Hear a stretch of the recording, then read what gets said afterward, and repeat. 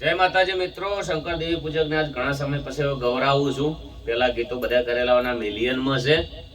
તમે બધાને ખૂબ સપોર્ટ કરો તો સપોર્ટ કરતા રહેજો. ચિયા ગમથી જોવો છો, જેવી ગાયકી છે. શંકર કેવું ગાયો